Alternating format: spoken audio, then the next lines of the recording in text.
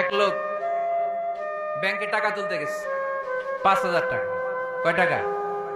তো সিরিয়ালে দাঁড়ায় আছে, দেখে তার সামনের এক লোক 50 লাখ টাকা তুলতেছে। কয় লাখ?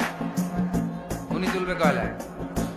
সামনের লোক উনি তুলবে 5,000 টাকা। তো হঠাৎ করে দেখলো যে সামনের লোকটা যে 50 লাখ টাকা তুলবে ও লিখছে 50 লাখ টাকা মাত্র। যত বড় অঙ্কই হোক শেষে কি লিখতে হয়? ক্যাশের মধ্যে লিখছে, চেকের মধ্যে যে 50 লক্ষ টাকা মাত্র।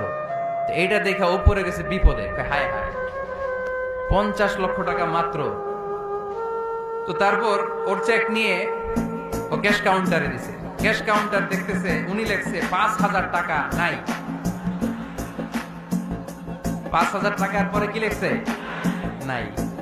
তো ক্যাশে যে বসছে কি ভাই, ঘটনা কি? এত এত ক্লায়েন্টের সাথে ফিনান্সিয়াল ট্রানজাকশন হ্যান্ডেল করি, আমার জীবনে কাউরে তো টাকার সংখ্যার পরে নাই লিখতে দেখি নাই। ঘটনাটা কি? তো সে বলতে শুরু করলো, ভাই আমার আগে দেখলাম একজন 50 লাখ টাকা তুলছে, তো 50 লাখ টাকা যদি মাত্র হয় আমার 5,000 তো নাই।